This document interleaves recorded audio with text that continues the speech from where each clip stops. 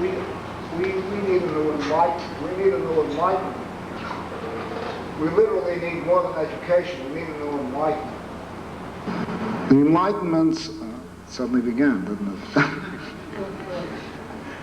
I have the very image of the 18th century Enlightenment, the way it percolated from a fairly rarefied level clear through to the population at large, until the French guards were reading pamphlets as they were guarding the palace, and the cabmen and women, or ordinary people, so to speak, sans culotte, were reading pamphlets as their horses were taking them along, passengers along the way.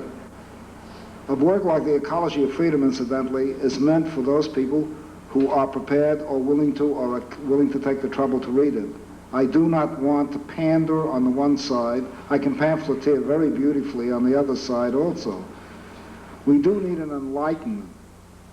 And that enlightenment goes beyond the whole question of just education in the formal sense. It has to be a collective enterprise, and it has to mark a whole age as the 18th century Enlightenment, say from the period of Voltaire, clear through to Rousseau and Diderot and so on and so forth, finally became something that really utterly, how shall I put it, galvanized and catalyzed the French people.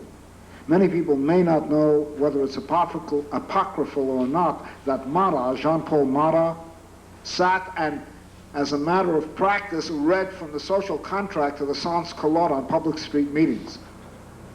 Imagine that percolation of the level clear through to the point where Marat could stand on a street corner in France during the Revolution and read to crowds of people the social contract by Jean-Jacques Rousseau. So just try to visualize the reality of that to understand what I mean by education. I mean enlightenment when I talk of education. And I believe that we have to go into the deepest levels of our experience in order to enlighten ourselves. To take up the point of politics as being enlightenment is terribly important because I omitted it from what I wanted to say in the discussion. Politics is an educational experience. If it isn't that, it is nothing. It is not a power trip, it's an education. That's what it meant to the Greeks for all their faults. And let me grant every fault that you can think of so far as the Athenians were concerned. Paideia, or the German word Bildung, meant building personality, building character into citizenship. And that went through the political arena, so that when you engaged in discourse, whether it was on a street corner meeting in the Bronx in 1933, talking to scorning masses, if you like, or whether it was in the Agora in Periclean Athens in 430 BC, politics was above all that rich experience of enlarging every aspect of one's life. When politics falls short of that, it becomes parliamentarism, it becomes statecraft.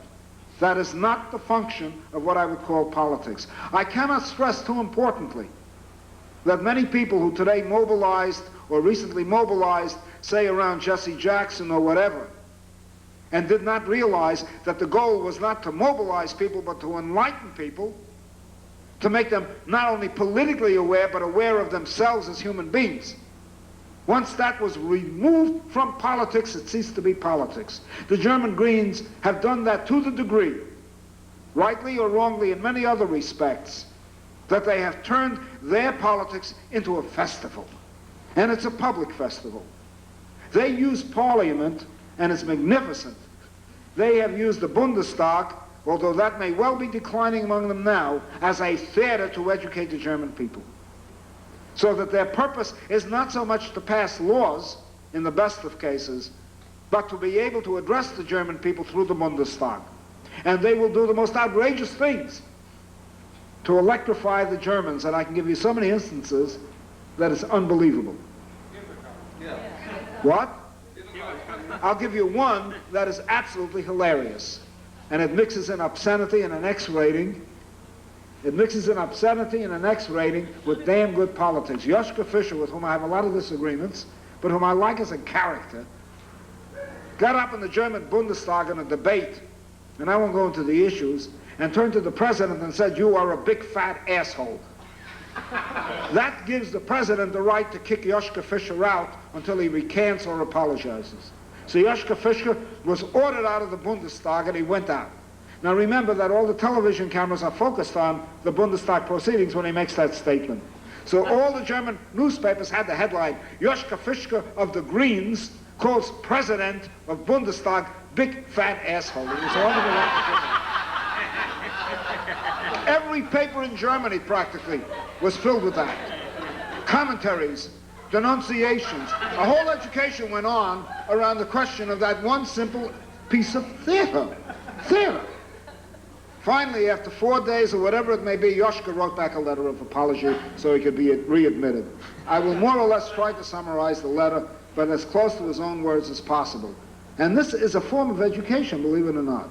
It really teaches you a certain disrespect for the pompous nature of that authoritarian thing called the German Bundestag, which incidentally is engaged in the dirtiest kind of mafioso graft you can think of. The Flick scandal showed that. Dear Mr. President, I wish to apologize for calling you a big fat asshole. The word big fat asshole was very inappropriate. To have called you a big fat asshole, admittedly, was not the thing that should have been said to you. You can take that with a double entendre. I therefore wish to tell you that in calling you a big fat asshole, I was inappropriate because using the word big fat asshole was not what I meant to say. I therefore tender my apology for calling you a big fat asshole. Signed, Joschka Fischer. Now let's analyze this beyond the humor of it. The first thing he did was slap an institution in all its pomposity, in all its pretension in the face. And this is good in Germany, and it is equally good in America. The second thing he did in repeating the language was to finally give an earthiness to politics about big fat assholes, to remove the sociologies that tends to exist in that kind of parliamentary discourse. He brought it down to the street level so that the streets could understand it, and he pointed out, damn it, that the Bundestag was in the streets, not in some sanctum sanctorum. A third thing, to deflate the authority of the president of the Bundestag. The fourth thing is to cause a tremendous amount of discourse, commentary, laughter, and bring laughter into politics.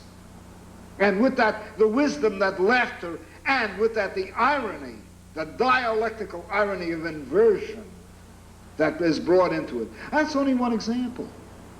That only comes to mind. I can give you many others.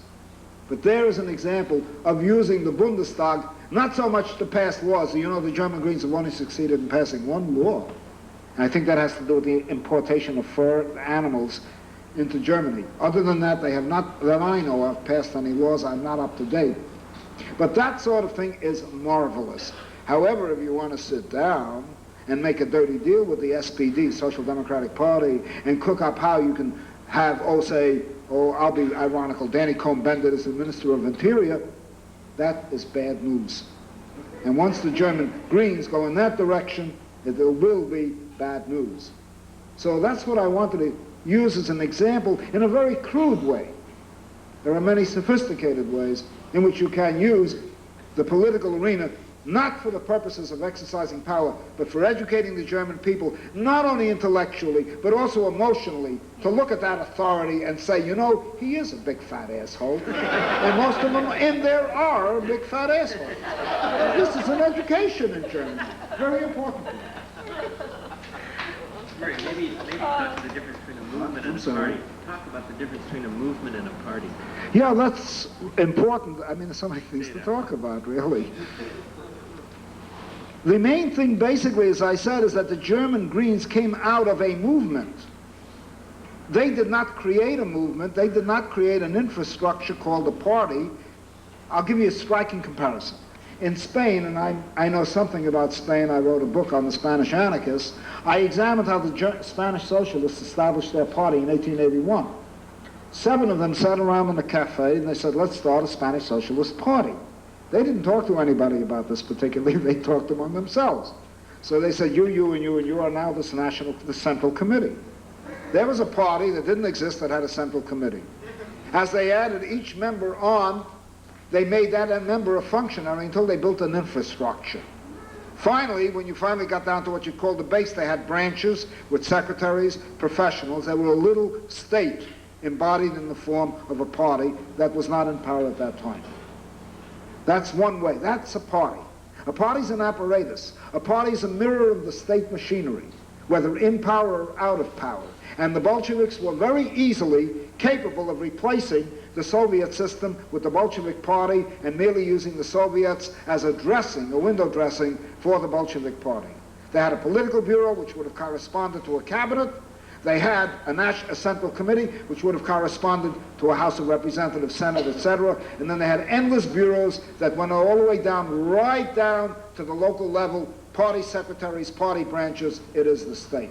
A movement is something else. A movement is organic. A movement, in fact, at its best, not necessarily always existing at its best, is ecological.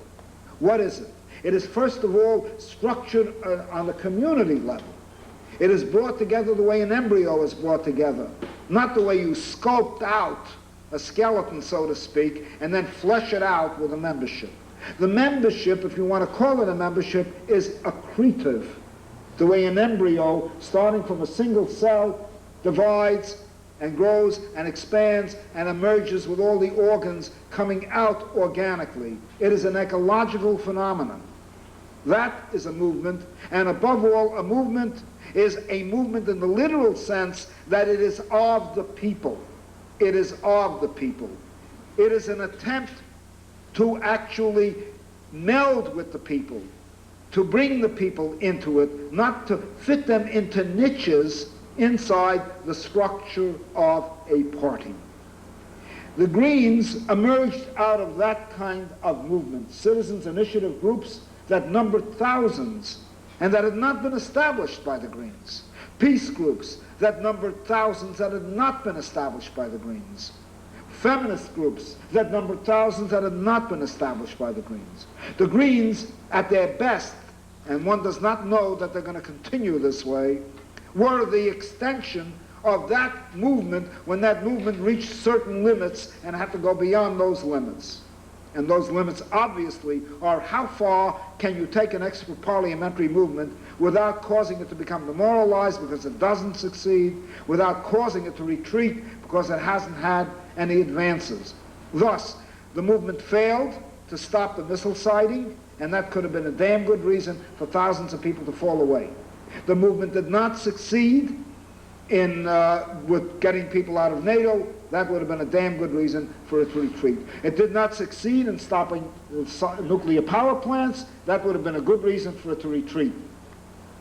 The Greens could hold that movement together better if they could create the kind of politics I'm talking about, not statecraft, as typified in some ways by Joschka Fischer's insouciance, his utter arrogant behavior, an arrogance that was itself educational.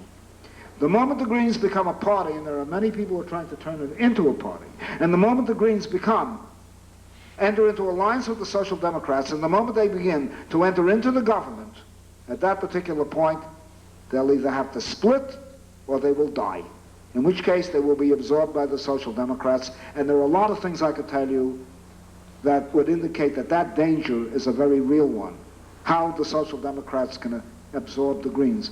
The example being the Saar incident, where La Fontaine and the local left-wing Social Democrats cut the Green clear down to 2% of the vote. Whereas in other areas where they were independent, they have gone as high in certain towns as 20%, and in other areas like Hamburg as high as 12%. The question is not for them to look for votes and not to look for power in that sense, but to empower people.